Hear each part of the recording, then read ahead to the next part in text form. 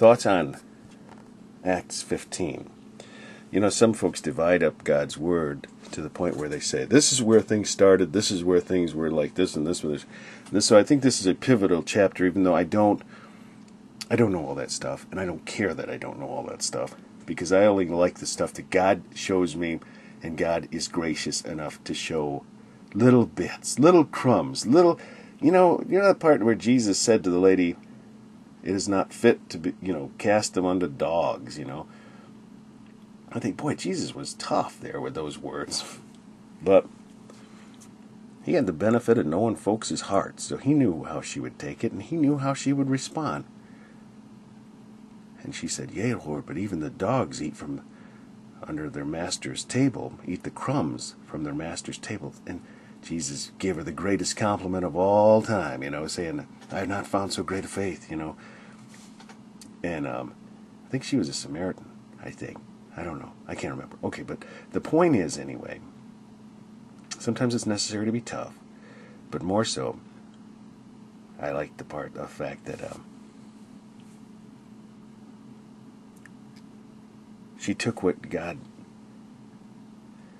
I take it this way. Okay, Jesus said, give us this day our daily bread. I pray for crumbs even. Just, Lord, give me a little crumb today. I am a crumb.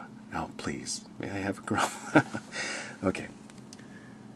But I think it's interesting here because there's certain spots in this passage where it's mentioned of how they had arguments. It says, like in different spots here, there was a division. But, okay, like here, look, it says, then, therefore, Paul and Barnabas had no small dissension and disputation with them. So it's like, they had no problem with, disagreeing. And there's a few disagreements here in this chapter. But then, even at the end, it's the very famous part where Paul thought not good to take with them. They want John. But Paul didn't want to take John. So he said, he left us.